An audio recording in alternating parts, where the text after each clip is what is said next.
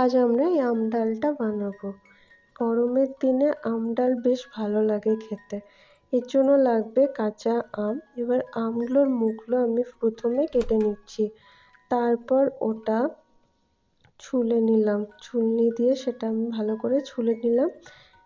দেখুন এরকম দেখতে লাগছে। আমি এখানে দুজনের জন্যই করছি, ওই জন্য 3টা আমি নিচ্ছি। এরপর আমি লম্বা লম্বা ওটা 4 ভাগ করে নিলাম আর মাঝের বীজগুলো বের করে নিলাম। এরপর ওগুলো ভালো করে ধুয়ে আর রেখে দিলাম। এরপর আমি দুজনের জন্য 1 বাটি মতো ডাল নিলাম। এরপর ভালো করে জল দিয়ে ধুয়ে নিলাম। প্রেসার কুকারে 1 মগ জল নিয়ে তাতে আমি ওই ডালগুলো, ধুয়ে রাখা ডালগুলো দিলাম। এরপর 1/2 চামচ হলুদ তাতে দিয়ে দিলাম, 1 চামচ নুন, আপনি পরিমাণ মতো নুন দিতে পারেন। আর আমগুলো দিয়ে প্রেসার কুকারটা বন্ধ করে গ্যাসের ফ্লেমটা অন করে বসিয়ে দিলাম। তো দেখুন প্রেসার কুকারে কিছুক্ষণ পরে একটা সিটি দিলে সেটা নামিয়ে দিলাম।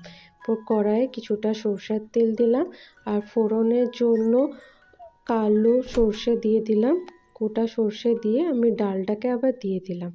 এরপরে হালকা লো ফ্লেমে হালকা ফুটিয়ে নিয়ে ডালটা রেডি হয়ে গেল। দেখুন কি সুন্দর দেখতে লাগছে।